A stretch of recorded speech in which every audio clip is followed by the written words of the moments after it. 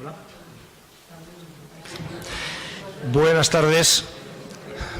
tardes a todas, a todos y bienvenidos. Buenas tardes también de un modo especial a todos los que estáis conectados y conectadas a través de las redes, a través del canal YouTube de la diócesis, en distintos sitios, en vuestras casas, en los locales de las parroquias, en tantos lugares. Vamos a continuamos con la cuarta sesión de este curso de formación de este año en torno a la presencia de los cristianos en la vida pública, como todos bien sabemos, llamados a ser sal y luz, a ser levadura y fermento en la realidad que nos rodea. Es la invitación que el Evangelio, que el Concilio, que la programación de nuestra diócesis y que se nos hace a cada uno de nosotros. Sebastián Mora nos hizo una primera panorámica en torno al tema que nos ocupa, planteándonos eso del por qué y para qué de la presencia, y él decía, bueno, también hay que hablar del cómo, es importante, lógicamente, el cómo. Raúl Becerril presentaba esa visión del Dios presente en la vida. Él decía, bueno, el Dios político en la vida del pueblo, porque al fin y al cabo, con esa política mejor entendida, Dios está implicado en todo lo que es la vida de las personas, la dimensión bíblica de esta tarea que estamos realizando. Ramón Ángel Pardo, la semana pasada, el jueves pasado, nos presentaba un poco más la visión más teológica desde la doctrina social de la Iglesia del tema de la presencia de los cristianos en la vida pública. Y hoy seguimos avanzando, damos un paso más y después de estas visiones vamos a afrontar el presente y el futuro de la presencia de los cristianos en la sociedad. Y en la sociedad de aquí, en la nuestra, en la realidad eclesial y social de España, cómo se ha planteado y cómo plantear el futuro de nuestra presencia. Analizar el hoy siempre con la perspectiva importante de proyectar el futuro. Conocernos en el presente, cómo somos, para ver cómo estamos invitados a ser. Para esto, hoy nos acompaña aquí Rafael Ruiz Andrés, Rafa, que lo que conoce es palentino de pro y hace gala de palentino, como dice. Es profesor en la Universidad Complutense de Madrid, doctor en Ciencias de las Religiones por la Universidad Complutense, donde da clase, como digo, investigador. Ha escrito muchas cosas de las que no vamos a hablar. Si quiere que nos las presentas tú. Como digo, es palentino, muy vinculado a la pastoral juvenil en San Lázaro, en la parroquia de San Lázaro, en los grupos de la Salle, de un modo especial, de los que todavía participas y formas parte. Casado, de no hace mucho, por lo que me decían. Y muy buena gente. Ayer cuando pregunté, ¿qué digo de él? Dije, pues es que es muy buena gente. Pues aquí tenéis a Rafa, que es muy buena gente y que nos va a hablar sobre este tema, que ha trabajado mucho, ha profundizado mucho y que hoy pues vas a ayudarnos en esta perspectiva. Como siempre, recordamos que vamos a estar en torno a una hora, poco más o menos, poco más, un poco menos, y después tenemos también pues 20-25 minutos o lo que sea preciso para, si los que estamos aquí tenemos alguna inquietud importante que plantear desde lo que escuchemos, y para que los que están también a través de las redes, pues si quieren puedan plantear en el chat del YouTube las aportaciones que vean necesarias. Pues muchas gracias, Rafa, y todo para ti. Pues muchas gracias, Óscar. Eso de palentino de pro lo llevo muy a gala. De hecho, cuando estaba en la Complutense empezando la tesis doctoral y me asignaron un despacho con el resto de los compañeros, lo primero que hice es, un fin de semana que vine a Palencia, coger un cartel de la Oficina de Información y Turismo y plantar el cartel de San Salvador de Cantamuda, concretamente en el despacho de los investigadores, y cuando paso por ese despacho siempre compruebo que nadie me lo haya quitado, no sé, que tenga que reemplazarlo con la cripta de San Antolín o la calle Mayor o algo así. Muchas gracias, Óscar. Gracias también a Miguel, que no puede acompañarnos, pero es el que ha estado también gestionando que esta charla sea posible. Y gracias en general también a toda la diócesis de Palencia. Es un gusto poder y una responsabilidad también hablar en casa. Me siento acogido como tal, como hogar, y con esa responsabilidad de poder decir una palabra a aquellos con los que comparto tantos espacios de la diócesis de de Palencia. Y muchas gracias a todos vosotros, a todas vosotras, por acercaros en este día gélido de las postrimerías del invierno que aún se resiste a desaparecer del calendario. La charla, o la conversación sobre todo, que quiero plantearos, la voy a estructurar en dos partes. Me gusta siempre comenzar dando un esquema de lo que vamos a hablar para que nos podamos situar. El tema que me propusieron y que me parece muy pertinente en el hilo de este curso sobre la presencia pública de los cristianos, de las cristianas, es precisamente valorar el presente y el futuro de esta presencia en un marco concreto, la sociedad española. ¿Y qué es lo que vamos a hacer en esta tarde? Dos cuestiones os propongo. La primera es que intentemos entender el presente como lo hacemos con nuestra vida. Al final, cuando Óscar me ha presentado, ha dicho, es de Palencia, es parte de mi vida, es mi presente, porque también es mi pasado. Vamos a intentar comprender el presente mirando atrás, mirando hace unas décadas e intentar comprender qué es lo que ha sucedido en la sociedad española y en la presencia de los cristianos y de las cristianas en el espacio público. Esa será la primera parte de la charla de hoy. Y durante la segunda parte lo que haré será, sobre todo, valorar propuestas de futuro que no pretenden ser una guía ni tampoco pretenden ser un manual de coach, para eso hay muchos stands en las diferentes librerías, sino más bien propuestas para que podamos reflexionar todos. Antes de abordar concretamente la cuestión del futuro, el presente y el futuro del cristianismo en la esfera pública española, conviene, como les decía, comenzar con una breve contextualización. Intentar entender qué es lo que ha sucedido en las últimas décadas, en definitiva. Y esto nos trae a colación una palabra, la secularización, que es, como les digo a mis alumnos cuando comenzamos la asignatura de Sociología de la Religión, es la especialidad de la casa, es a lo que realmente me he dedicado en estos últimos años, a estudiar la secularización en España. Quizá nos resulte sorprendente, más o menos, porque seguimos pensando que España es un país de profundas raíces católicas, y eso ha sido cierto hasta hace apenas unos años, pero España, en el contexto de Europa, es uno de los 3 países que ha experimentado un más rápido proceso de secularización. Solo nos superan en rapidez y en intensidad del proceso de secularización Noruega y Bélgica. Efectivamente, en apenas unos años se ha pasado de una sociedad mayoritariamente definida como católica e incluso legalmente definida como católica en la época del franquismo, a una sociedad en la que el cristianismo pierde fuerza a marchas aceleradas. Es complejo definir qué es lo que nos referimos, a qué nos referimos concretamente con la secularización, pero voy a tomar, para poder contextualizarlo, una de las definiciones más extendidas y aceptadas sobre a qué nos referimos con secularización, para hacer también este espacio de reflexión común. José Casanova, que es un sociólogo español que vive en Estados Unidos, dice que la secularización puede ser 3 cosas principalmente.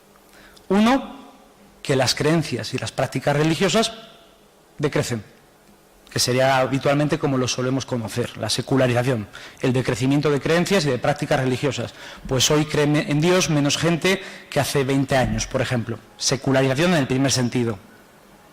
José Casanova también describe la secularización con un segundo término, con una segunda dinámica, que es la pérdida de fuerza de la religión para modelar otras esferas de la vida social. La pérdida de fuerza de la religión para influir en la política, para influir en las artes, para influir en la cultura, en la economía.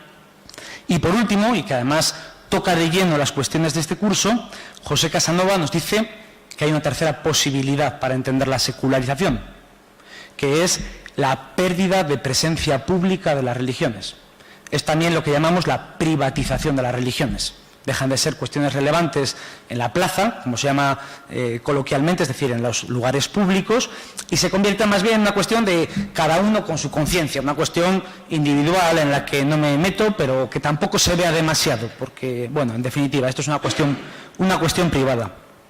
José Casanova nos dice que para que una sociedad se secularice basta con que pase una de estas 3.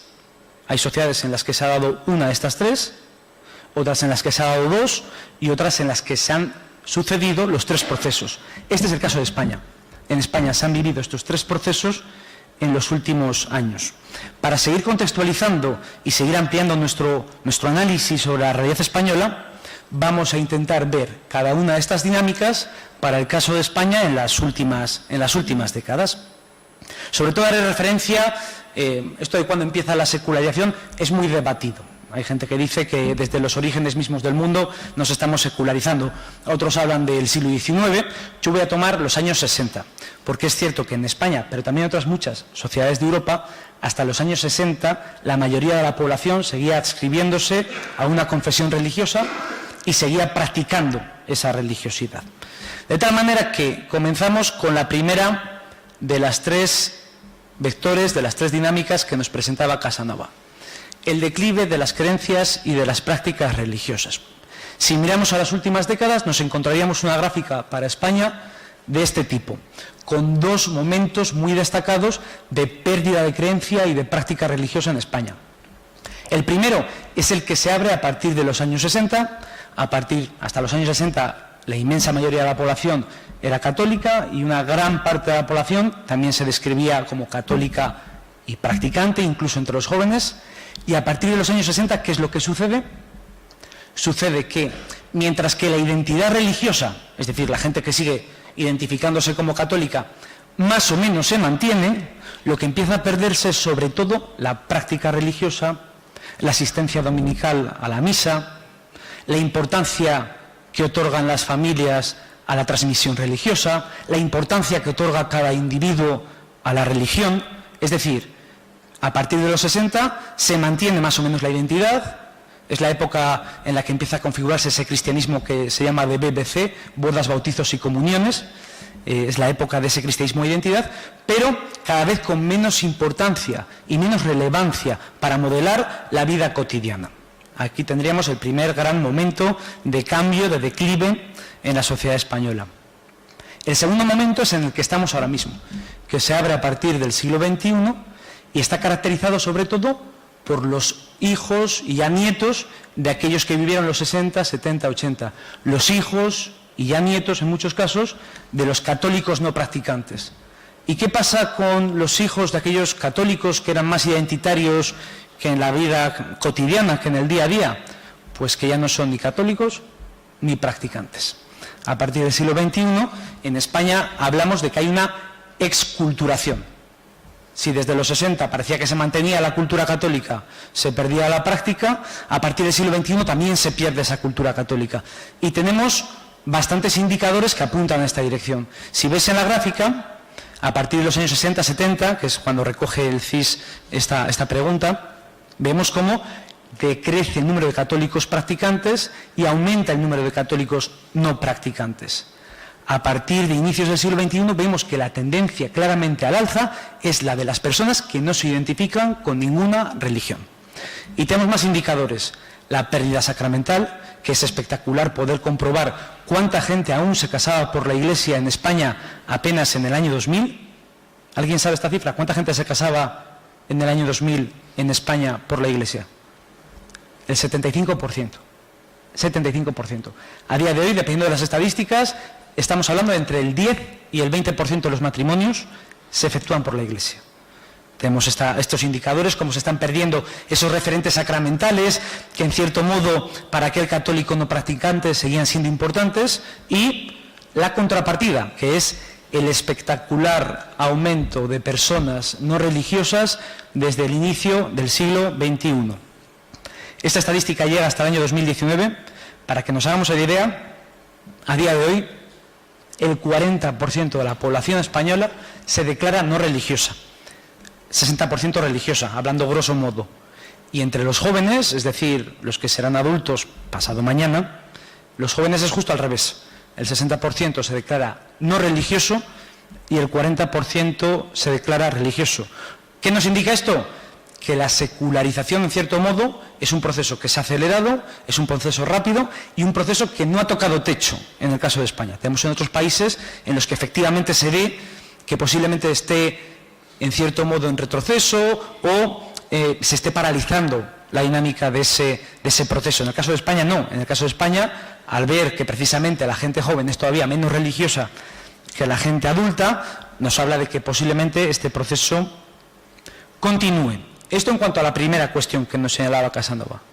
Segunda cuestión, pérdida de influencia de las religiones para modelar las lógicas de las esferas sociales, es decir, la pérdida de capacidad de la religión para influir en la política, para influir en la cultura, en las artes, en la economía. Cuando habitualmente hablamos de España, aquí hay un hito evidente que también coincide más o menos con los años 60-70, que es el tardofranquismo y sobre todo a partir de la muerte de Franco en el 75, el paso desde una sociedad confesionalmente definida, España era católica, y España sí se recogía en los fueros de los españoles, las diferentes leyes del Estado español. A partir del año 78, España ya no es una sociedad legalmente católica, es una sociedad aconfesional, que en el fondo es otra manera de decir que es una sociedad laica, Pero habitualmente, centrando nuestra mirada particularmente en esta pérdida de influencia de las religiones en la política, que es evidente, olvidamos cómo la religión a partir de los 60 también ha perdido fuerza para modelar otras esferas de nuestra sociedad. Para modelar, por ejemplo, la cultura, tenemos que pensar quién rige los discursos culturales. Sin duda lo religioso, ¿no? Y desde los 60 esa tendencia se intensifica. Para pensar el peso que tiene la esfera de lo económico en nuestro día a día. A partir de los años 60, 70, la sociedad del consumo, a partir del siglo XXI, la globalización, la digitalización, que ha transformado esa esfera particularmente económica, nuestro día a día. Es muy interesante, cuando hacía la tesis, veías en el ABC, que era en los años 60 el periódico más leído, veías que el Viernes Santo siempre aparecía una imagen de Jesucristo y aparecía pues a lo mejor alguna palabra del sermón que se iba a ofrecer de las 7 palabras en Valladolid o en Madrid o en alguna ciudad relevante. ¿Sabéis qué es lo que aparece el primer año que no ponen un Jesucristo crucificado en la portada del ABC? Bueno, en un año sale Palomares, el asunto de Palomares, y en otro año sale la Operación Salida a Valencia.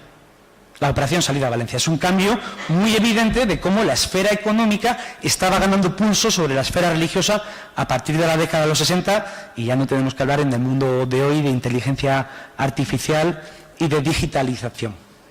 Esto en cuanto a la segunda dinámica que nos presentaba Casanova para el caso español. Efectivamente, la religión, el catolicismo, la Iglesia en particular, los cristianos, han perdido fuerza a la hora de modelar diferentes esferas de nuestra vida colectiva. Por último, hablábamos de esa menor presencia religiosa del discurso cristiano, en este caso, en la esfera pública, esto que llamábamos como la privatización. ¿Aquí qué podemos decir? Efectivamente, si pensamos en muchas de las realidades que conocemos, sigue habiendo una gran fuerza de los cristianos en la vida colectiva y en la vida pública de España. Es de todas sabida la presencia fecunda de colectivos cristianos, de instituciones cristianas, de la Iglesia en campos tan relevantes como la educación, como el tercer sector, el acompañamiento de la vulnerabilidad, de la fragilidad, de la marginalidad, procesos pastorales. Pero sin duda también podemos afirmar que esta relevancia pública del cristianismo en las últimas décadas también se ha intensificado. ¿Por qué? Porque en primer lugar hay menos cristianos. En segundo lugar hay menos cristianos comprometidos, que sería otra división. En tercer lugar, muchas instituciones cristianas o pertenecientes a la Iglesia han tenido que secularizar su presencia y su discurso por la falta de sacerdotes, religiosos, religiosas, laicos comprometidos para poder seguir llevando a cabo la misión y la vocación cristiana de esas instituciones.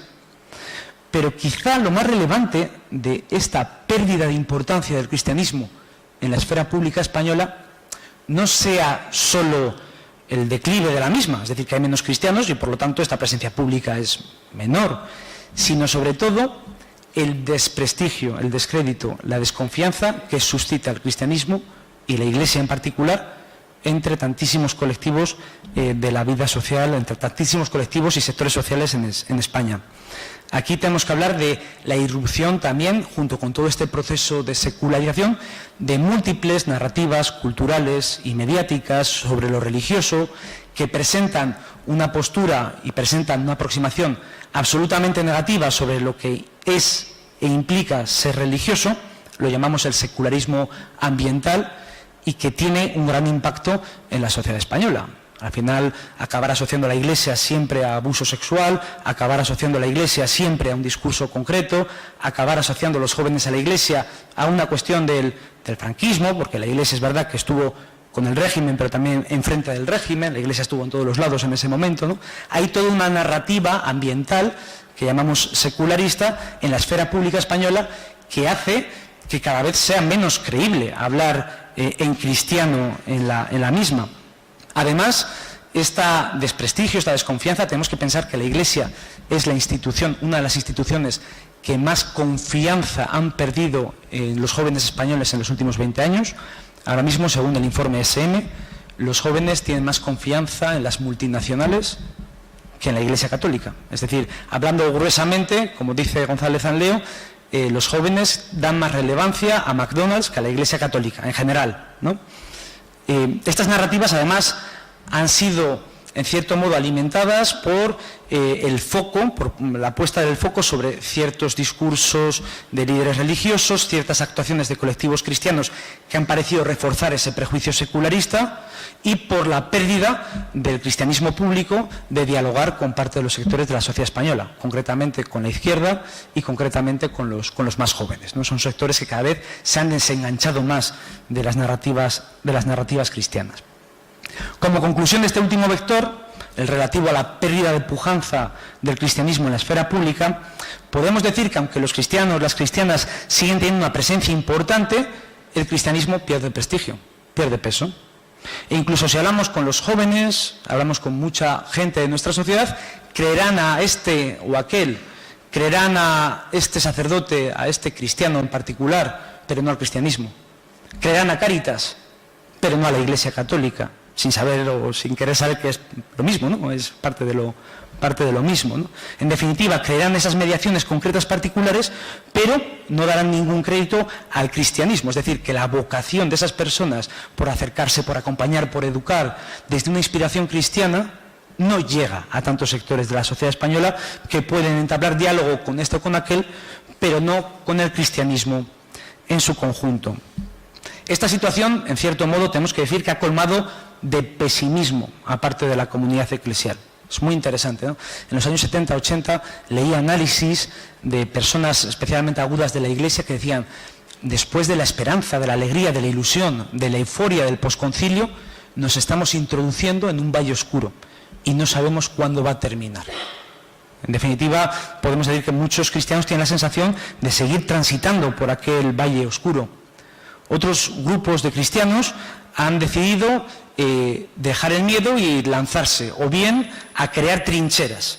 Hagamos de la Iglesia y de las comunidades cristianas una gran trinchera, que esta sociedad tan distinta al cristianismo no pueda penetrar, no nos pueda contaminar. Esta es la tentación de un libro muy famoso que se llama La opción benedictina, que ha sido muy leído en ciertos círculos cristianos. Ya que la sociedad no es cristiana, lo que tenemos que hacer es ir a grupos cristianos, a cines cristianos, a ver exposiciones cristianas y que no nos contaminen, ¿no? La tentación de la trinchera. Otros se ven en cierto modo interpelados por una idea de reconquista cultural. La sociedad no es cristiana, pero puede volver a serlo. Reconquistemos, demos batalla cultural a esta sociedad secularizada.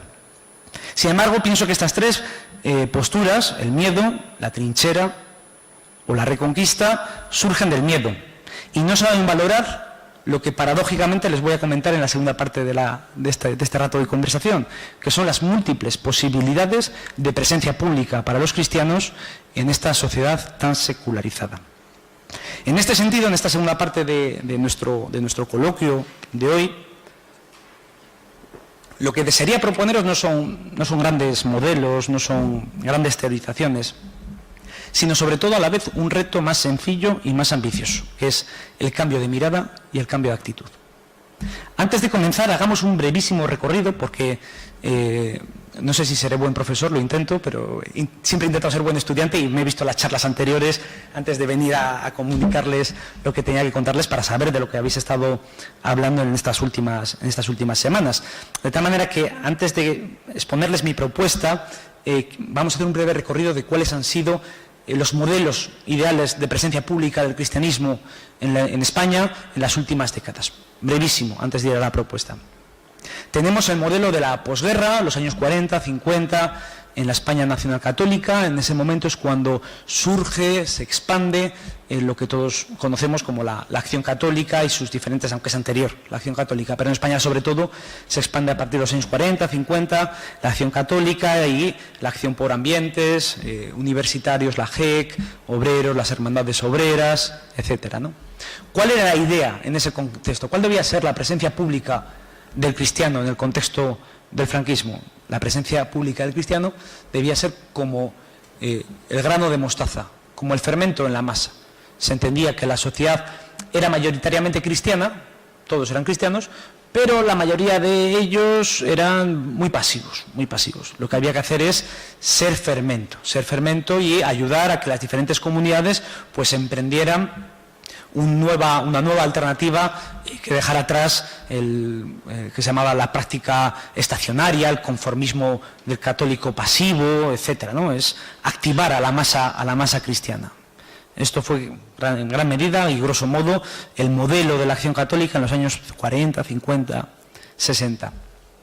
Con el advenimiento de la democracia y el avance de la secularización, en una sociedad, no olvidemos, de fuerte impronta aún cultural del cristianismo, en los años 80 y 90, el debate de los cristianos y de la presencia de los cristianos en la esfera pública española cambió y se articuló en torno al dilema que en cierto modo sigue vigente, que es el dilema entre presencia o mediación.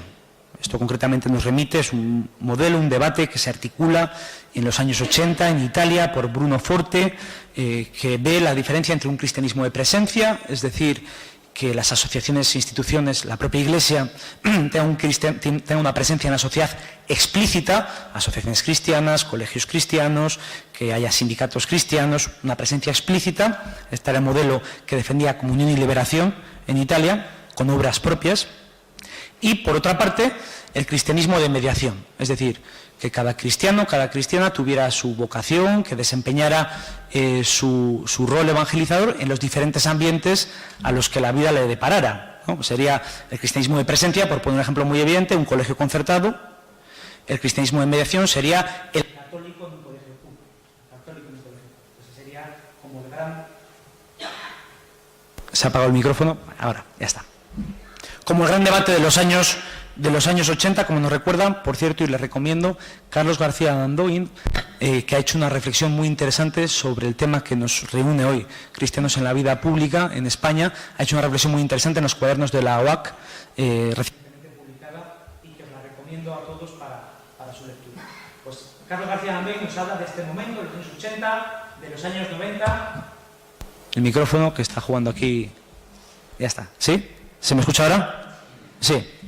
En ese cristianismo de los años 80, de los años 90, Bruno Forte, ser cristianos de presencia o cristianos de mediación. Ahí bien, si no me cojo el micrófono. O si no hablo así que también tengo buena voz y entonces no te oye. ¿Sí? ¿Ahora mejor? Vale.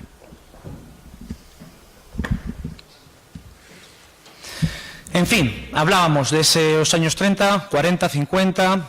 ser fermento en la masa, años 80, 90, el debate entre cristianismo de mediación o cristianismo de presencia. Creo que estas posibilidades, presencia o mediación, siguen siendo válidas a día de hoy de una u otra manera. Sin embargo, creo que el cambio, la transformación, es el prisma desde la cual las afrontamos. Es decir, cuando se origina este debate de ser cristianos de presencia o de mediación, en Italia, que es donde surge, o en España, que es donde se implanta, son todavía sociedades de profunda impronta cultural católica. A día de hoy no. A día de hoy son sociedades cada vez más secularizadas y creo que abordar este prisma, es decir, afrontar este prisma de mirarlo desde los ojos de una sociedad cada vez más plural y cada vez más secularizada, es fundamental antes de elegir una de estas dos opciones, cristianismo de presencia, cristianismo de mediación. ¿Y qué tiene que caracterizar este prisma que os propongo para mirar este debate? Sobre todo, dos cuestiones. Un cambio en la mirada y un cambio en la actitud. En el cambio en la mirada hablo sobre todo de empezar a articular una presencia pública del cristianismo desde el descubrimiento de que vivimos una sociedad plural. Una sociedad plural en la que el cristianismo es minoría y saberlo minoría, y una sociedad plural en la que el cristianismo es cada vez más un discurso contracultural. Ahora iremos articulando y explicando estas cuestiones. Uno, un nuevo prisma con un cambio de mirada que articulo en dos ideas. Un cambio de mirada hacia el descubrimiento del carácter minoritario del cristianismo en sociedades españolas, como la que vivimos. Y no solo eso, sino también el descubrimiento de que el cristianismo es cada vez más una realidad contracultural en la España secularizada. Eso en cuanto a la mirada. En cuanto a la actitud, el diálogo. Una actitud dialógica que a la vez nos posibilita múltiples retos. ¿Qué es lo que vamos a hacer a continuación para articular esta propuesta? Voy a presentarles cómo esta nueva mirada articula y en cierto modo genera diálogos necesarios para esa presencia pública de los cristianos en España, en sociedades como España. Y además no quiero plantearles una idea de que primero va la mirada o luego va a cambiar de actitud, sino que en cierto modo, y la vida es así, la mirada y la actitud están entrelazadas. En cierto modo, cómo miramos a nuestro mundo nos hace actuar de una manera distinta o de una manera concreta y, igualmente, aquellos lugares en los que estamos, aquellos lugares en los que nos desempeñamos, aquellos lugares en los que actuamos, también van generando nuestra mirada. Actitud y mirada no son cuestiones diferenciadas, sino que son parte del mismo proceso que creo que debe articular esa presencia pública del cristiano en la sociedad secularizada. Y lo que les propongo es que descubramos cómo estas miradas que hablamos del cristianismo, estas miradas necesarias desde las que afrontar el cristianismo en la actualidad, generan retos de diálogo. En primer lugar, el descubrimiento del cristianismo, esa mirada que descubre al cristianismo como minoría. La Iglesia y los cristianos tienen que ser conscientes en los que hablamos en una sociedad en la que, el número de cristianos practicantes es menor que el número de personas no religiosas. Es decir, el cristianismo deja de ser la mayoría religiosa para convertirse en la minoría religiosa más importante del país. Y esto es muy importante verlo como tal porque nos da, en cierto modo, la medida de la realidad sociológica del cristianismo. Creo que descubrir este cristianismo como minoría cognitiva en la sociedad española abre dos actitudes, dos oportunidades de actitud, que es el diálogo con otras cosmovisiones y con otras interpretaciones de la vida, por un lado, y por otro lado, el diálogo entre los que están y los que no están. Este más con clave pastoral, posiblemente. Primero, diálogo con otras cosmovisiones. No simplemente tenemos que decir que España es una sociedad plural a nivel religioso, que esto nos pondría en la idea del diálogo interreligioso.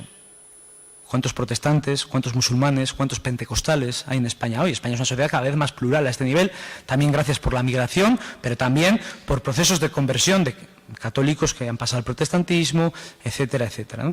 No solo estamos hablando de una sociedad plural a nivel religioso, sino que sobre todo estamos hablando de una sociedad plural a nivel de cosmovisiones. La Iglesia antiguamente articulaba la moral pública del país, articulaba la moral pública de la sociedad, y no solo en las últimas décadas ha perdido esa capacidad para articular la moral pública de la sociedad, sino que uno de los principales debates es todas las interpretaciones morales y cosmovisionales que se abren en nuestra sociedad. Tenemos que pensar en cuantísimas cosmovisiones estamos ahora debatiendo en la sociedad: feminismo, ecologismo, colectivos trans, tantísimas ideologías que se suman a las ideologías, a tantísimas experiencias. Por eso, no solo tenemos que pensar la idea de la Iglesia en la sociedad como un diálogo con la pluralidad, que implica un diálogo interreligioso, cristianos con musulmanes, porque cada vez hay más musulmanes, sino sobre todo se habla en el mundo académico cada vez más de la necesidad de diálogos interconviccionales, diálogos entre personas con diferentes cosmovisiones, el diálogo entre el cristianismo y el debate y a la hora de rearticular la presencia de los cristianos en la esfera pública. Dice el Papa Francisco en la carta encíclica Fratelli Tutti: el auténtico diálogo social supone la capacidad de respetar el punto de vista del otro, aceptando la posibilidad de que encierre algunas convicciones o intereses legítimos. Desde su identidad, el otro tiene siempre algo que aportar, y es deseable que profundice y exponga su propia posición para que el debate público sea más completo todavía. Yo creo que estas palabras del Papa pueden ser una buena base desde la que articular esta necesaria apertura del cristianismo y de la presencia pública de los cristianos al diálogo interconviccional, que permitiría, por un lado, que el cristianismo siga descubriendo qué es lo que tiene que aportar en la esfera pública, descubrirse a sí mismo. 2, este diálogo abierto permitiría descubrir al otro, aceptando al otro tal y cual es, no poniéndose a debatir yo estoy a favor y yo estoy en contra. Evidentemente habrá cosas en las que estarás a favor y en las que estarás en contra, pero el diálogo es sentarte a hablar y a descubrir al otro y a entender sus razones. Y 3, la búsqueda de alianzas estratégicas, de encuentro, de acciones comunes que se pueden realizar entre las diferentes cosmovisiones que están articulando la vida pública española y la propia Iglesia. Este es el primer diálogo, esta actitud dialógica que planteo a raíz de descubrir que el cristianismo es una minoría. El segundo diálogo, y sobre todo creo que tiene una clave quizá más pastoral, es el diálogo entre los que están, los que siguen participando en la Iglesia, y los que no están, que es un sector en crecimiento. De nuevo, el Papa Francisco en Fratelli Tutti. El diálogo es la capacidad cotidiana de ampliar mi círculo, de llegar a aquellos que espontáneamente no siento parte de mi mundo de intereses, aunque estén cerca de mí. Con esta cuestión del diálogo entre los que están y los que no están, apunto hacia el reto de generar un cristianismo que sea capaz a un tiempo de ser casa para los moradores y un punto de encuentro, de descanso, de aliento para todos aquellos buscadores de nuestro mundo contemporáneo, en el que muchos no están dentro de una tradición religiosa, ni necesariamente enfrentados a ella, ojo, sino en búsqueda, en pregunta abierta, particularmente en los jóvenes. Esa discursividad pública, esa presencia pública que sepa tener en cuenta no solo a los que están, los moradores, sino también a los que no están, pero que muchos de ellos se encuentran en búsqueda. Esta es una diferenciación sociológica entre moradores y buscadores, los que siguen habitando las instituciones religiosas, las tradiciones religiosas, y todos aquellos que tienen inquietudes religiosas y espirituales, pero no están dentro de ellas, pero tampoco necesariamente frente a ellas. Hablábamos de una mirada al cristianismo como minoría, descubrirlo, sentirlo minoría, y estos dos retos de actitud dialógica, el diálogo con otras cosmovisiones, por un lado, el diálogo entre los que están y los que no están, por el otro. En segundo lugar, os planteaba un segundo cambio de mirada, que es entender que el cristianismo es una realidad cada vez más contracultural en la sociedad española. Esto significa que pierde relevancia, efectivamente, sin duda, pero también significa otra cosa, que el cristianismo y la Iglesia ya no tiene que estar preocupado en sostener a ningún sistema, en alimentar a ningún régimen, en alimentar a ningún partido político ni a proyectos culturales específicos. Significa que la Iglesia y los cristianos pueden presentar su especificidad y su particularidad. Esta mirada contracultural, como os proponía para el caso de la mirada como minoría, la mirada como el descubrimiento del cristianismo como contracultural, también alenta nuevas posibilidades de diálogo. Y aquí les planteo, entre muchas opciones de diálogo que podríamos hablar, otras dos. Por un lado, el diálogo crítico con el mundo en el que vivimos. Y aquí, en una de las ponencias que han tenido en este curso, algún precedente en el turno de la palabra hablaba de presencia pública para qué, y presencia pública por qué, y presencia pública cómo, ¿no? Presencia pública para qué. Para demostrar que el cristianismo tiene fuerza en la vida social española. Presencia pública para qué. Para echar un pulso a otras cosmovisiones, o presencia pública para transformar al individuo y a la sociedad desde la clave del Evangelio. Muchas veces, frente a la época en la que predominaba el discurso de la militancia cristiana, del que pues acabó también siendo para mucha gente y para muchos espacios de Iglesia pues un discurso duro, ¿no? Percibido como tal, se ha sucedido una pastoral más de cuidados, que creo que gana en profundidad y que gana en interioridad, pero que a veces puede perder la dimensión profética del cristianismo. El anuncio del mensaje cristiano no se puede dar sin el reclamo profético. Y el hecho de que la Iglesia y el cristianismo hoy no sean el centro de la sociedad, ni tengan que estar preocupadas en sostener a ningún partido político, a ningún sistema, ni económico, ni cultural, ni nada, hace que sea un más eficaz portavoz contra las lógicas, muchas de ellas perversas, del mundo en el que vivimos, como hace el Papa Francisco, hablando de la globalización de la indiferencia, hablando de la Tercera Guerra Mundial a pedazos, hablando de manera clara y crítica, como están haciendo pocos, contra la guerra de Ucrania y contra la guerra en general. En definitiva, ese descubrimiento del cristianismo como minoría, pero no solo minoría, sino también minoría contracultural, puede alentar esta crítica necesaria al sistema en el que vivimos. Pero no solo una actitud crítica hacia el sistema, sino también descubrirse contracultural descubrir ese margen al cristianismo le puede permitir recuperar su vocación. El cristianismo, no tenemos que olvidar, es un discurso que nace de una persona marginada, que es, como decía Mayer, Jesús, historia de un judío marginal, que se predica a personas marginadas y que se transmite primeramente a personas marginadas. De tal manera que el hecho de que hoy en una sociedad secularizada como la española el cristianismo haya dejado de ser el centro y se convierta cada vez más en periferia le permite descubrir de una u otra manera su verdadera vocación, que es hablar desde la periferia. Que también, en cierto modo, el Papa Francisco es a lo que se refiere con la idea del cristianismo en salida, un cristianismo que no se afianza en ningún centro del sistema.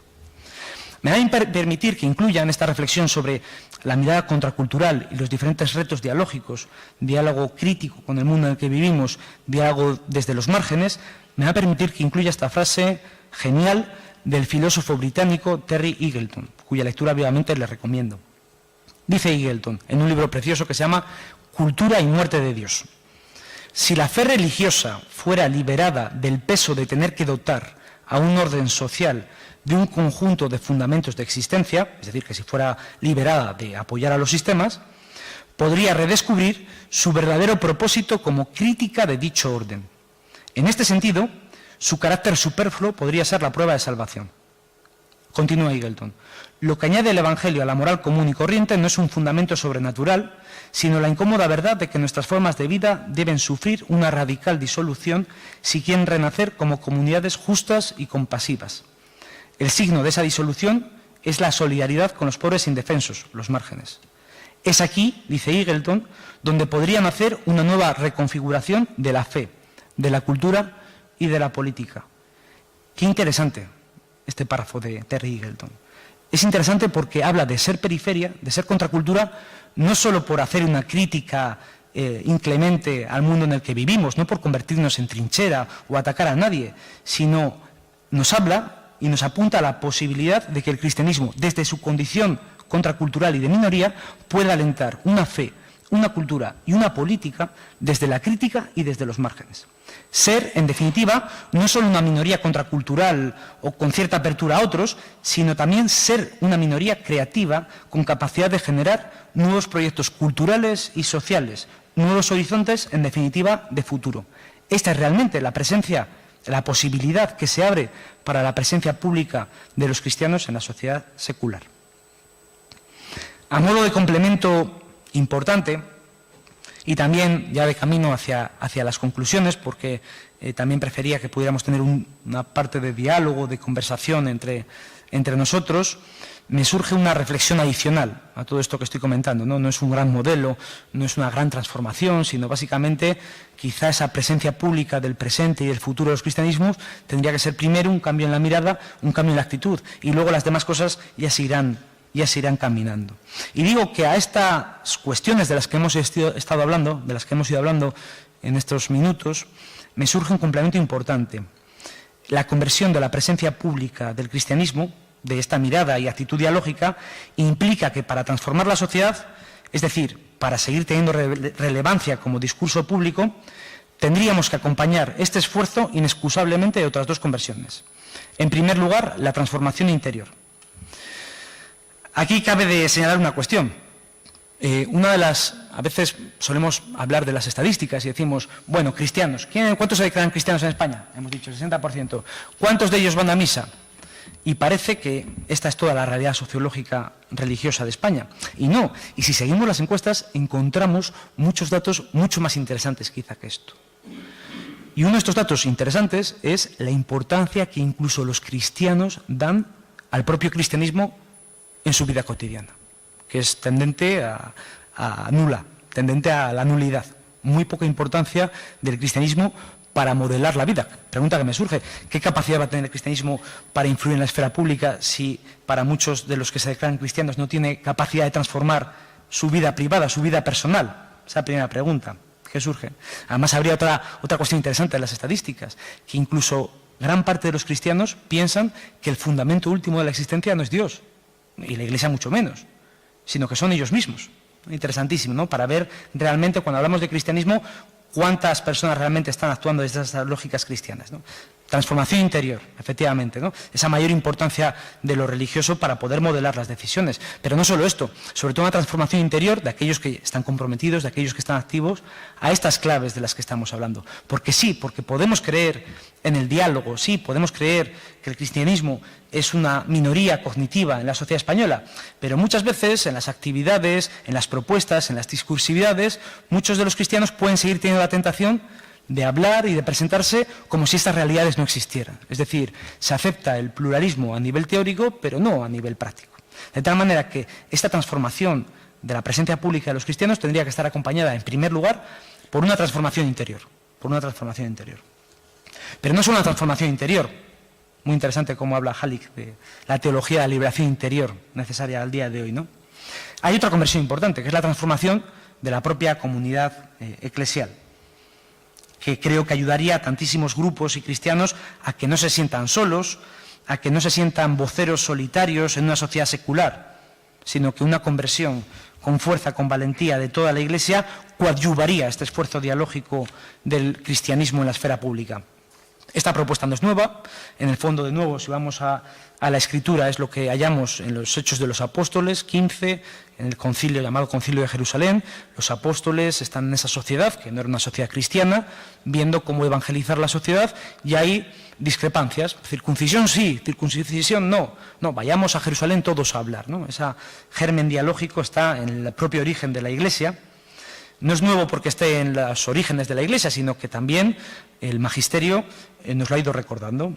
Por ejemplo, Pablo VI, en una encíclica preciosa que publica justo antes del cierre del concilio, en el año 1964, dice lo siguiente: Ecclesiam Suam se llama la encíclica. Dice Pablo VI: la Iglesia debe ir hacia el diálogo con el mundo en el que le toca vivir. La Iglesia se hace palabra, la Iglesia se hace mensaje, la Iglesia se hace coloquio. Y no podemos hacerlo de otro modo, convencidos de que el diálogo debe caracterizar el oficio apostólico como herederos que somos de un estilo, de una directiva pastoral que nos ha sido transmitida por nuestros predecesores del siglo pasado, comenzando por León XIII, que casi personifica la figura evangélica del escriba prudente. Sigue Pablo VI, haciendo objeto de su riquísima enseñanza los problemas de nuestro tiempo considerados a la luz de la palabra de Cristo. No es nueva esta conversión dialógica, pero ciertamente ha quedado como gran tarea pendiente del Vaticano II, entre otras, y que últimamente se están dando pasos en esa dirección. Tenemos que recordar, como habéis ido hablando también en este curso, del Congreso de Laicos en la sociedad española y sobre todo de la gran propuesta del sínodo sobre la sinodalidad, que ha enganchado a tantísimas comunidades cristianas, a tantas parroquias, a tantos cristianos, a ese debate colectivo sobre lo que es y lo que debe ser la Iglesia desde una propuesta dialógica. Estimo que esta senda que se ha abierto en estos últimos años de la Iglesia no puede ser otra oportunidad perdida, sensación que tienen muchos cristianos y cristianas. Otra tarea que se estudiará para ser abordada de manera efectiva en el futuro, como ha sucedido en tantas ocasiones, sino que es un reto urgente de la Iglesia que debe ser abordado desde esa importancia y desde esa urgencia. En el debate académico actual se habla de la necesidad de la postsecularización. Es decir, la invitación a que las sociedades, tras décadas de secularización y muchas veces tras muchos prejuicios respecto a las creencias religiosas, se abran al diálogo con las grandes tradiciones religiosas, con sus instituciones y con sus creyentes.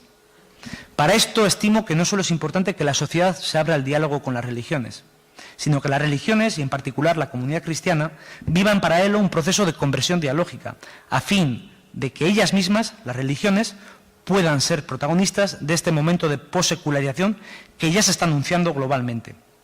Con este giro, quizá la Iglesia y la presencia de los cristianos en la esfera pública deje de verse como la reacción y la oposición continua a la modernidad para convertirse en la vanguardia, en el germen de una sociedad nueva, distinta, dialógica. Es decir, pasar de un cristianismo que siga anhelando el pasado para convertirse en un cristianismo capaz de crear futuro. Con esta invitación a la utopía, no aquella que nunca será, sino aquella que creo que puede comenzar hoy mismo en la Iglesia, concluyo mis palabras con el deseo de que sean aliento para seguir caminando desde esta tierra de Palencia y con vocación universal. Muchas gracias.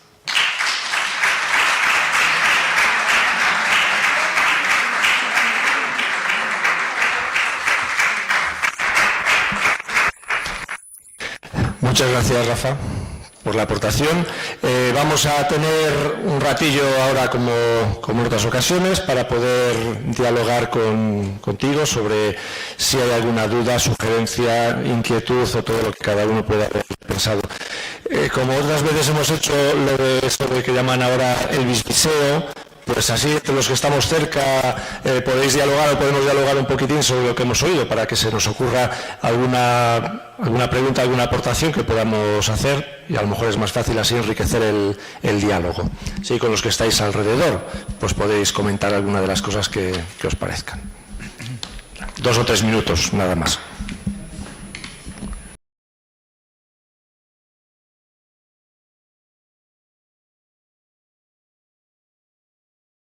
Bueno, como tampoco vamos a profundizarlo de todo nosotros, que tenemos que dejar a Rafa que nos siga comentando.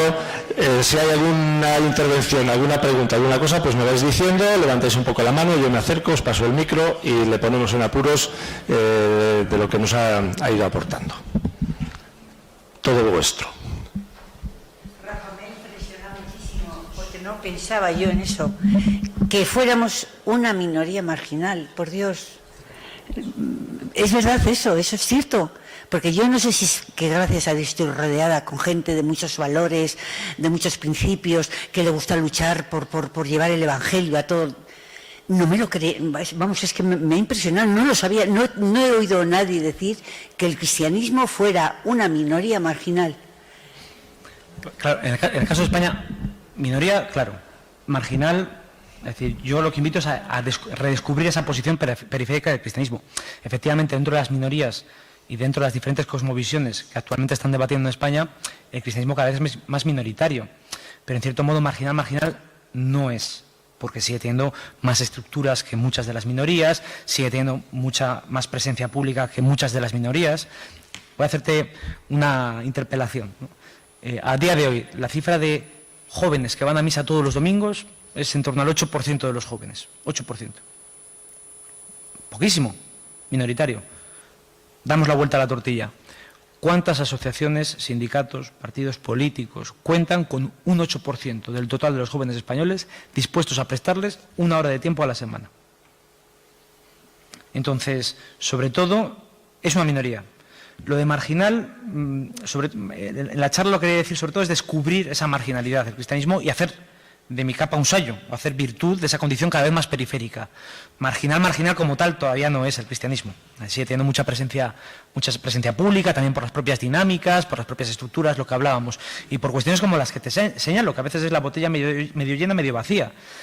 Y por eso también, en el tono de las charlas que doy en ámbitos de iglesia, en reflexiones que doy en ámbitos de iglesia, es también unas palabras de aliento y de esperanza, porque hay mucha tarea por hacer, pero también hay muchísima gente que sigue prestando tiempo de manera generosa, de manera altruista, de manera activista a la Iglesia y al cristianismo en su conjunto. Entonces, pero que es una minoría cada vez más claro, cada vez más claro. Decirle también a la mujer, a esta señora, no igual.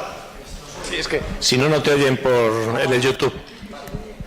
Decir también que no es marginal porque el cristiano, nosotros y la Iglesia claramente está muy instalada y muy mundanizada, estamos muy instalados y muy mundanizados, entonces no somos marginales. Ese aliento que dice Rafael, claro, ese aliento por descubrir, es que esa es la realidad y no tenemos prestigio, todo el discurso de que realmente cada vez estamos menos considerados porque no somos pobres. Es decir, porque predicamos la pobreza, desde Francisco hasta el último, estamos instalados. Y es así, y es una realidad durísima, pero siempre ha sido así. Menos cuando, antes de Constantino, es decir, que en la historia realmente sí que era una minoría el cristianismo. Esa es mi opinión.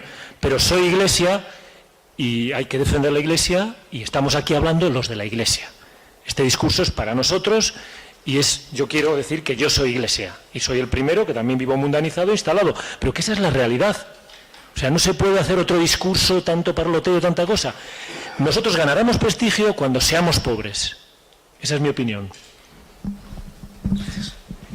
Eso, en cierto modo, era la invitación a descubrir la posibilidad de la marginalidad, en cierto modo. La periferia, hablaba sobre todo, ¿no? Es la posibilidad, es la invitación a descubrir esa posibilidad de periferia.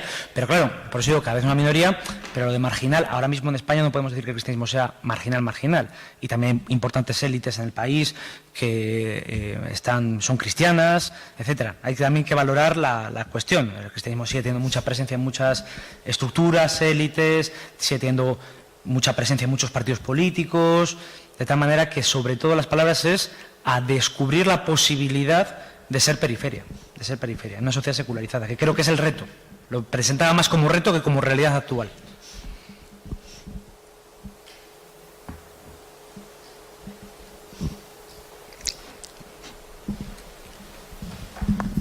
Sí, me ha encantado la exposición. Y yo no sé si en el caso de España, en el contexto europeo y tal, que es más fuerte esta secularización, sea también un fenómeno histórico español, porque veníamos de una dictadura donde estaba oficialmente el catolicismo. Entonces hay un rebote y entonces eso se puede notar más, ¿no? Pero en este contexto, yo creo que uno de los mensajes que va por ahí es que tenemos que pasar de ser anti algo a ser proactivo, ¿no? A ser pro lo que queramos y dar ese mensaje positivo, no ir a la contra.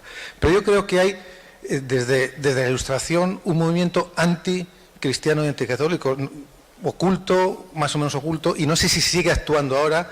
Y yo, con la Ilustración apareció la masonería, y yo no sé si sigue eso estando metido en la política, en la sociedad, como anticristiano, anticatólico, ¿no?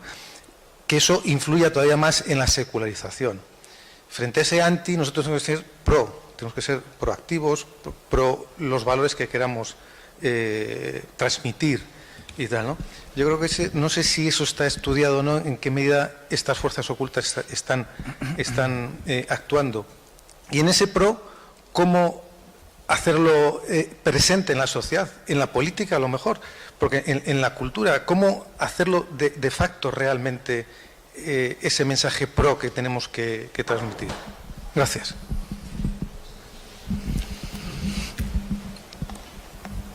Muchas gracias, y muchas gracias por venir también a la ponencia, que hacía mucho que no coincidíamos. Así que es un gusto veros. Es muy interesante las dos preguntas que señalas. Esto de la secularización, es decir, qué es lo que sucede con la modernidad y con el cristianismo, no solo es un qué, sino también es un cómo. Quiero decir, que al final, ¿qué es la modernización? La modernización es más escuelas, más industrias, ciudades más grandes, el campo se despuebla. Esto pasa en muchos países. Y en algunos se traduce como secularización, pérdida de las religiones, y en otros no tanto. Esta es la diferencia, por ejemplo, entre España y Estados Unidos. Y Estados Unidos es una sociedad moderna, menos secularizada que España. Esto es el qué. Una de las grandes diferencias para explicar los diferentes ritmos de secularización, porque hay secularizaciones más agresivas y secularizaciones menos agresivas, es el cómo. ¿Cómo se cuenta esta historia? En cierto modo, en España, la construcción de la modernidad se ha interpretado siempre como algo antirreligioso, o al menos contra la religión. Muy interesante. ¿Quién me sabe decir qué eran anteriormente el Congreso y el Senado? Antes de ser el Congreso y el Senado, en España, ¿qué eran? Conventos. Esa es la idea. Es la idea, en cierto modo. Es una metáfora interesante de cómo, en cierto modo, el liberalismo, la política en España y en sociedades como Francia e Italia, con profunda presencia de la Iglesia, se tienen que construir quitando cosas a la Iglesia. Porque la Iglesia ciertamente ocupaba muchos espacios de la vida social colectiva del antiguo régimen. De tal manera que, como señalas, hay en la construcción de la modernidad, y particularmente en los países de mayoría católica, un discurso agresivo con lo religioso. Que, dicho sea de paso, en muchas ocasiones la propia actuación de líderes destacados de la Iglesia o de propios cristianos lo han alimentado. La Iglesia es antimoderna y responde X, Y, Z. Sí, somos antimodernos y muy orgullosamente, porque ustedes son tal cual, tal. Ha habido como esa retroalimentación constantemente, ¿no? Constantemente. Por eso es muy importante la segunda cuestión que me realizabas, que en el fondo es la respuesta a la primera. Pasar del discurso anti, esto se ve muy claramente, el surgimiento y la irrupción del ateísmo, del pensamiento ateo en España del siglo XIX, en cierto modo, también se favoreció por las contraargumentaciones que daba la Iglesia. Bueno, en cierto modo, lo que responde a esa primera cuestión es tu segunda pregunta. Ir de un discurso anti-moderno a un discurso pro. Y para el discurso pro creo que la base, y no es por arrimar el asco a mi sardina, es primero el diálogo. Y el diálogo es complejo porque lo que implica es aceptar al otro con el que dialogo tal y como es. Ponerme a hablar con la modernidad, lo que dice el Vaticano II, ponerme a hablar con la modernidad y tomar en serio la modernidad. ¿Qué aporta? ¿Qué dice? ¿En qué cosas quizá converjamos y caminemos de lado? Los derechos humanos, por ejemplo, ¿no? Tantísimas cosas de la modernidad, de la posmodernidad, de tantísimos pensamientos, de tantísimas corrientes, de tantísimos partidos, de tantísimas... que hay cosas con las que no coincidirá el planteamiento de la Iglesia o el planteamiento de los cristianos, pero en otras cosas sí. Y creo que ese ejercicio dialógico está por hacer. El cómo de articular ese... Antes del pro, antes de saber yo qué defiendo es, vamos a sentarnos a hablar. ¿Cuántos grupos católicos hablan de ser antifeministas, por ejemplo, sin haberse sentado a leer qué es el feminismo? Y que en el feminismo hay muchísimas corrientes. Y que cuáles son las razones, cuáles son los argumentos. Al final el católico vive en un mundo que está polarizado y todos consumimos las narrativas. Este grupo pensará del católico que es Y, Z, X, una persona reaccionaria. El católico pensará del otro grupo que es X, Y, Z. Sentémonos. Y para construir ese discurso pro, quizá lo que tengamos que hacer es dialogar y descubrir, ¿no?, qué posibilidades hay. Yo siempre digo que, por ejemplo, el feminismo, filosóficamente, ha puesto en relieve una filosofía del cuerpo que puede conversar con el catolicismo y la idea de la corporeidad dentro del catolicismo. Lo han dicho otros pensadores, no lo digo yo, no es una originalidad mía, ¿no?, por ejemplo. El cómo de articulación, pues creo que el mundo es amplio y vasto y luego cada uno a lo que se sienta llamado, ¿no?, a cómo articular esa palabra y ese discurso pro. Hay muchas opciones y creo que dependiendo de los espacios, pues esa puede ser más de presencia o más de mediación. Pero creo que lo más importante es el sentarnos a dialogar. Incluso la Iglesia es una vanguardia que intente romper esa dinámica de polarización que afecta a España más que a otros países del contexto y que es realmente una lacra social y política, la polarización que estamos viviendo, que no nos paramos a escucharnos y a hablar. La Iglesia alimenta eso. La Iglesia... Yo cuando hablo de Iglesia, estoy hablando de la Iglesia en su conjunto, no de binomios. ¿Sí? ¿La Iglesia alimenta eso? ¿O la Iglesia se pone al servicio de romper esa dinámica que es una lacra del sistema?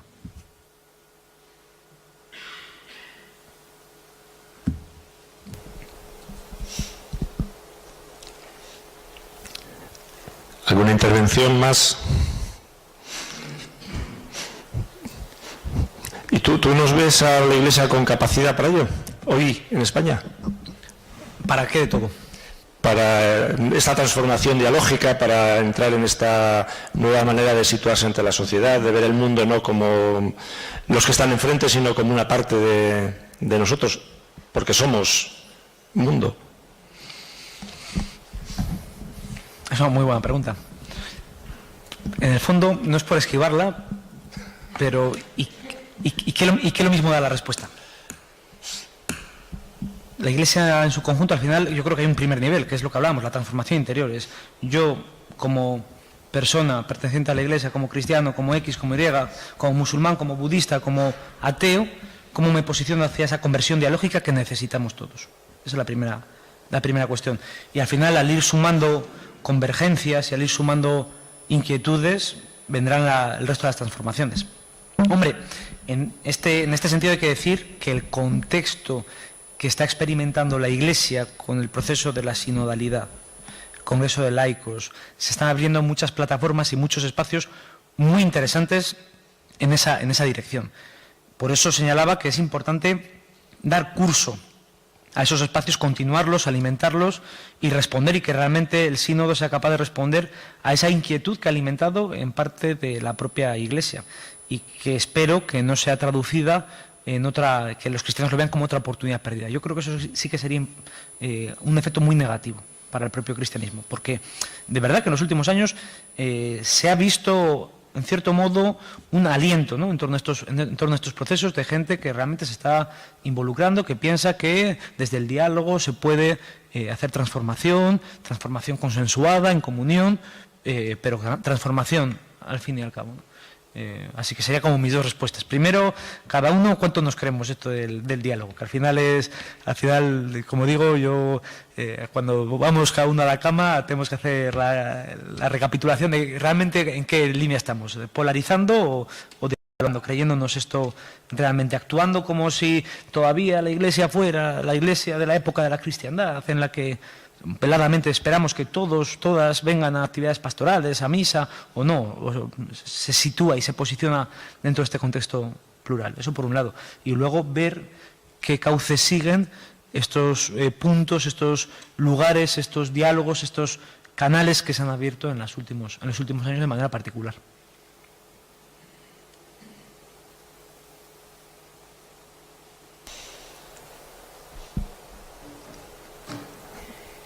De atrás adelante, de adelante atrás, alguien que sugiera alguna otra línea de aportación.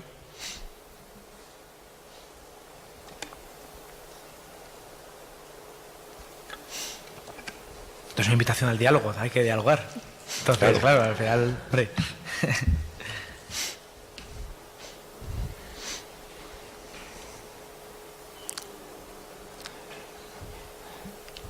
Por aquí dice Teso que quiere comentar alguna cosa.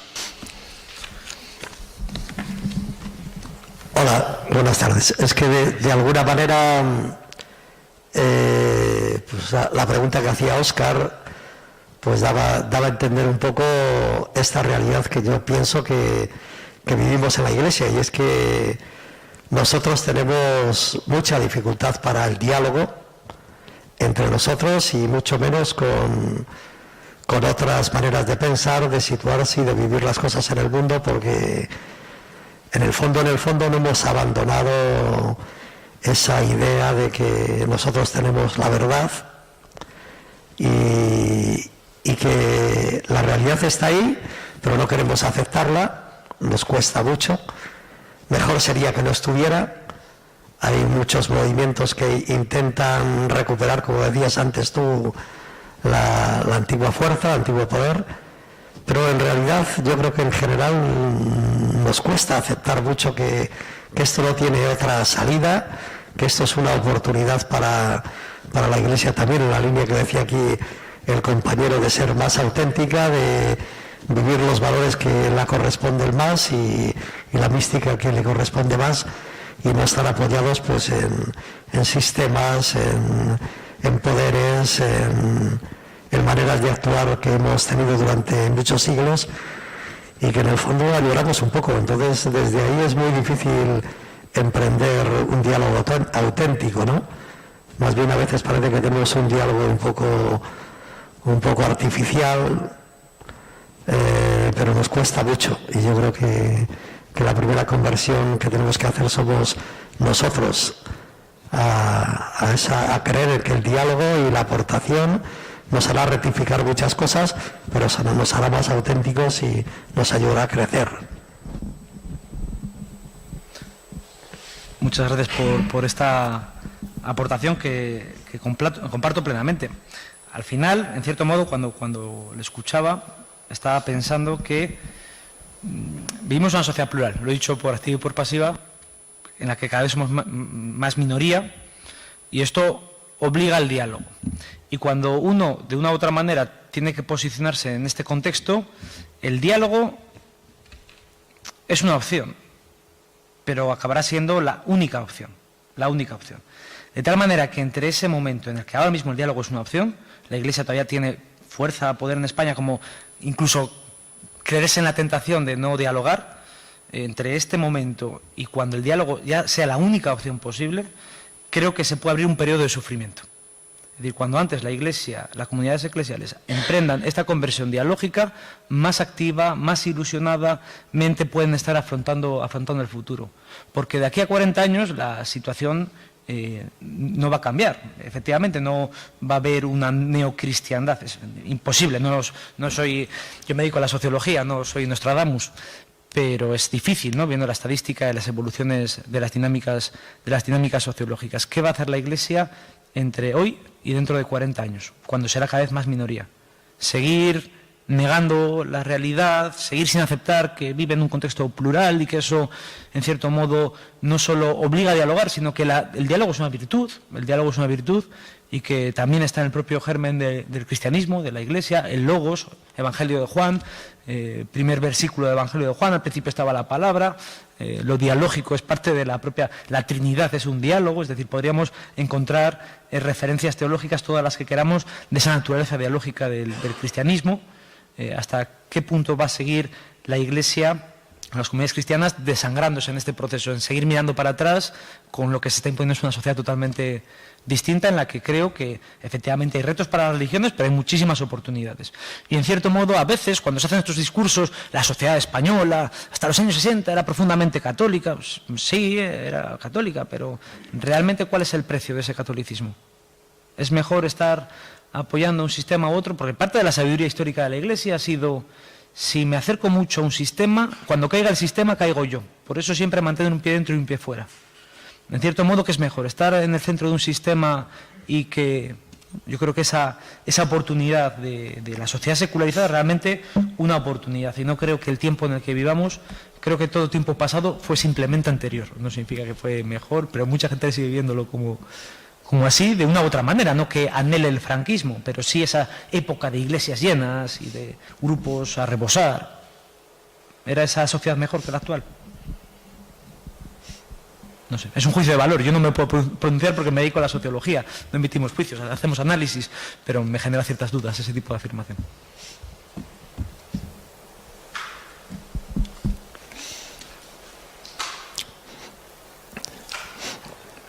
¿En qué ámbitos ves más necesario el diálogo, esa transformación dialógica de la que nos hablas?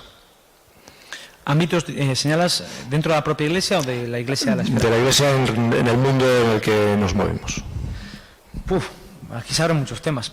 El tema de las cosmovisiones, particularmente centradas en la moral sexual, es un temazo, yo creo, al día de hoy, ¿no? Y que realmente es uno de los grandes puntos en los que la Iglesia pues es el diálogo, uno de los grandes diálogos pendientes. Dice interesantemente a este respecto algún analista que cuando la Iglesia se abrió a la modernidad, Concilio Vaticano II, lo que comienza es la posmodernidad, ¿no? De tal manera que todas esas corrientes filosóficas de pensamiento, de cosmovisión que surgen de los años 60-70 siguen siendo un reto dialógico para la Iglesia, y que además en parte de las jóvenes es un mundo totalmente distinto a veces desde el que la Iglesia habla.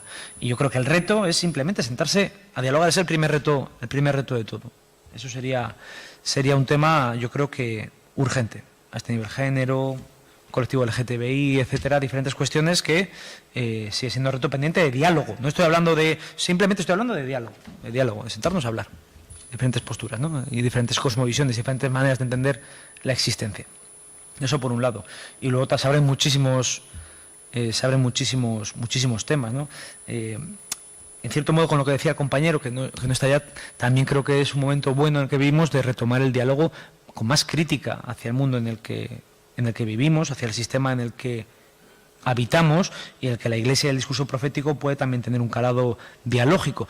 En otro texto decía que el hecho de no ser el centro del sistema en el que vivimos posibilita que la Iglesia sea una generadora de preguntas, una azuzadora de conciencias. Claro, la Iglesia, para parte de nuestros jóvenes, solo se ve como vocera en ciertos ámbitos de la realidad, no en otros tantos, que podría tener una palabra significativa para muchos de nuestros coetáneos, siendo fiel al magisterio y siendo fiel a la propia tradición eclesial. El neoliberalismo, el sistema de tantísimas opresiones, el mundo laboral, etcétera. Hay en ciertos espacios que nunca se ha apagado esa crítica, cómo se está efectuando la globalización, la violencia, la polarización, ¿no? Tantísimos espacios que hay oportunidad de diálogo, y oportunidad de diálogo crítico, y oportunidad de lanzar y azuzar conciencias, pero que no es tan efectivo ahora mismo, a día de hoy.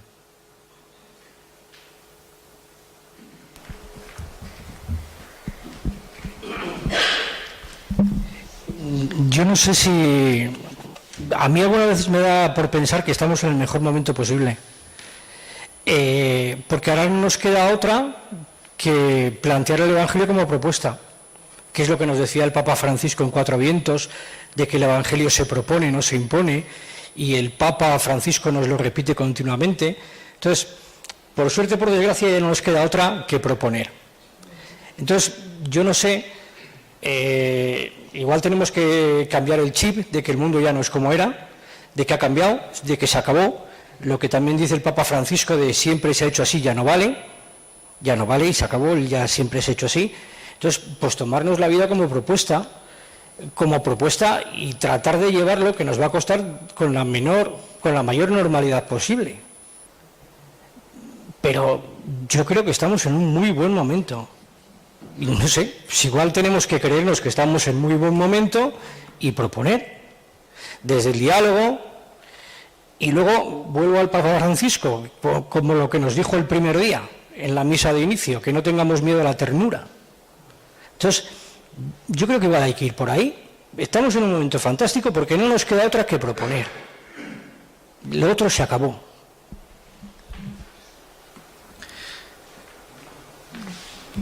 A este respecto, bueno, creo que el Papa Francisco tiene, en muchas de las claves de las que estamos hablando, el Papa Francisco va a la vanguardia de muchas comunidades eclesiales. De hecho, la semana pasada, la editorial Espasa, que no es una editorial vinculada al mundo de la Iglesia, es decir, un sello editorial secular, publicaba los diferentes textos del Papa sobre la guerra. Es decir, que tiene una relevancia muy importante los mensajes que está diciendo el Papa Francisco, que en el caso de la oposición tajante a la guerra es el único frente a muchos católicos que veladamente parece que apoyan los discursos belicistas, ¿no? El Papa Francisco yo creo que tiene ahí un magisterio muy interesante para analizar ese diálogo con la sociedad possecular. Hay un libro muy interesante que se llama Catolicismo possecular, que habla de ese magisterio ya en clave possecular del Papa Francisco. Pero lo que señalabas es muy interesante, porque claro, cuando hablamos de una sociedad en la que los jóvenes cada vez tienen menos contenidos de cultura religiosa, de nuevo, ¿cuál es la lectura que surge? Es que hablarles de Jesús o hablarles de la Biblia no saben nada, y es cierto, es que no saben nada. En un coloquio que tenía con gente joven, me preguntaban en un momento determinado, bueno, es que los cristianos piensan que Jesús es Dios. Estamos hablando de una esculturación intensísima. Yo dije, esto es el punto número 1 del tema, ¿no? Si estás dentro de eso, sí, si estás dentro de fuera. Bueno, claro, esta sociedad dice, puede surgir esa reflexión de qué difícil es hablar de la Biblia, qué difícil es hablar de Jesús. Sí, pero también hay otra reflexión posible. Hay la posibilidad de que vuelva a sonar como algo nuevo. Vuelva a sonar como algo nuevo, cosa que las generaciones anteriores, muchas de ellas acabaron saturadas de discurso religioso, que quizá nunca encontraron el sentido de ese discurso religioso, y cada vez que era hablar de la Iglesia era hablar de... Bueno, los jóvenes están muy fuera de ese discurso, y muy fuera del discurso cristiano y de la conceptualización cristiana de la existencia. Por eso es más difícil, en cierto modo, hablar concretamente de las cuestiones del cristianismo, pero también está la posibilidad de que el cristianismo vuelva a sonar como algo nuevo, Y muchas veces no se ve desde ese prisma, ¿no? La posibilidad de que el cristianismo vuelva a sonar desde la novedad de la propuesta evangélica.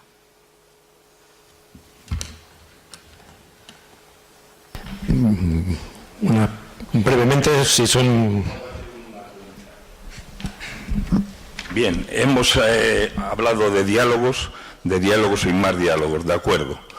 Pero, ¿qué pasa con el diálogo de la defensa de la vida?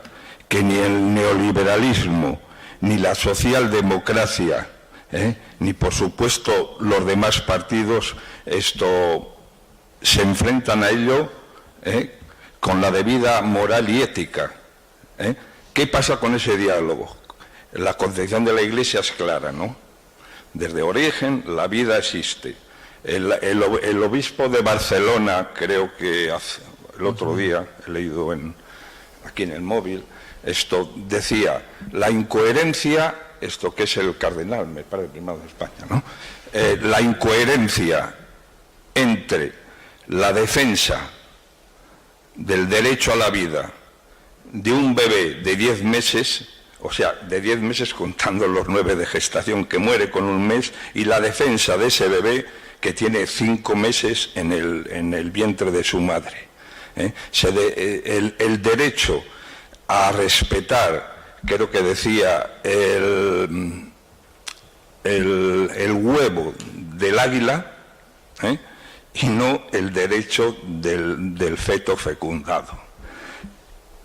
Ese es un tema que no sé, o sea, para mí es una gran interrogante, que ahí la Iglesia es firme, obviamente, como no puede dejar de serlo, pero ¿cómo dialogar sobre ese tema? Por mucho que se dialogue, yo creo que hay posturas muy enfrentadas, aunque a nivel científico haya para criterios de unos y otros, también antagónicos, pero eso, ¿qué pasa con el diálogo de la vida? El respeto a la vida en origen.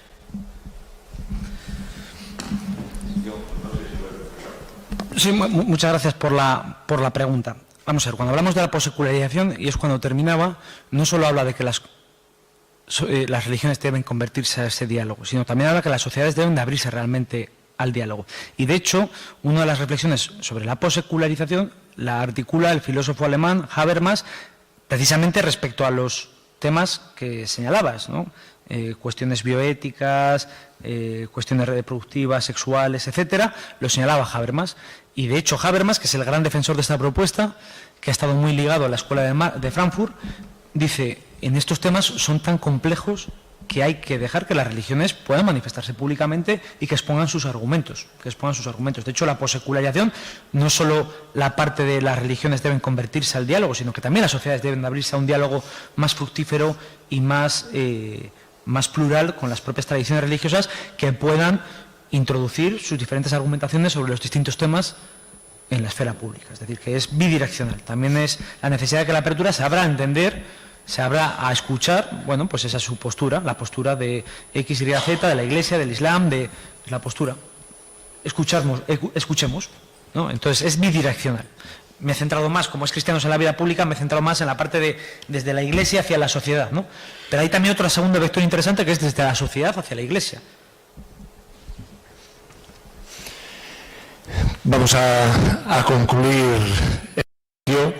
porque Rafa tiene que coger el tren dentro de un rato, entonces tampoco le podemos entretener. Muchas gracias, muchísimas gracias por la aportación y por haber querido compartir con nosotros este rato.